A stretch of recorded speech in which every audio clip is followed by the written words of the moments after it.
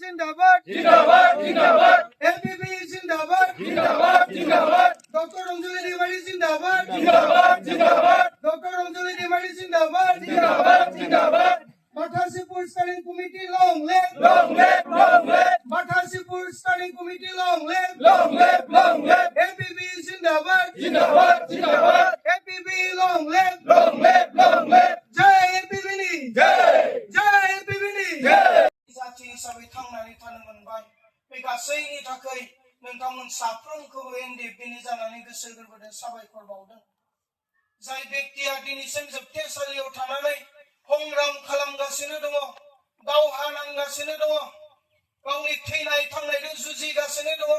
जायखौ एनडिएफबिनि गिबि एबा गायसनगिरि आफादगिरि होननानै मोनथियो डिआर नाब्ला रन्जन सार बिथांनिबो जानानै नोंथांमोननि बे बाथासि ओनसोलनि बा अनसुमै बे गुदि फरायसालिनि लांगोनानि सेराव खुंफुंनाय मेलाव बिथांनिबो जानानै नोंथांमोन साफ्रोमनिसिमबो आं गोजोननायखौ बावदों नोंथांमोना जिबायदि सेक्रिफाइस खालामबाय जिबायदि गावखौनो नागारसारबाय जिबायदि दुखु खस्थ जाबाय जों नोंथांमोनखौ माब्लाबाबो बावनो हाया आरो दिनै जोङो नोंथांमोननि गेजेराव फैदों आरो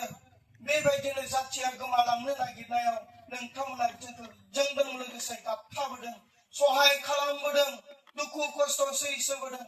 आरो थिग बेबायदिनो जों दिनै पलिटिकेलि बर' जातिया मार्डार जानो थांगासिनो दङ जोंनि बर'नि जि रिजनेल पलिटिकेल पार्टिफोर दिनै बियो जोबस्रांनो थांगासिनो दङ सोरजोंबा मन'ग्लब जानो थांगासिनो दङ जायनि थाखाय बे जोबस्रांनो नागिरनायाव सोरजोंबा मन'ग्लब जानो नागिरनायाव जोंनि राजखान्थि अधिकारखौ सोरजोंबा मन' जानो सोबख' जानो नागिरनायाव एनडिएफबिआ सहायनानै थानो हायाखै थांनाय एप्रिलनि 2 तारिखआव जों बे एपिबि पार्टिखौ जोङो दादों आरो जोङो सानसेयावनो सिन्था खालामनानै सानसेयावनो पार्टिखौ दादों बे नङा जों गोलाव सम जोङो सिन्था खालामबोदों अकल पार्टिखौ दाब्ला जानाय नङा जोङो देरहानोबो हानांगोन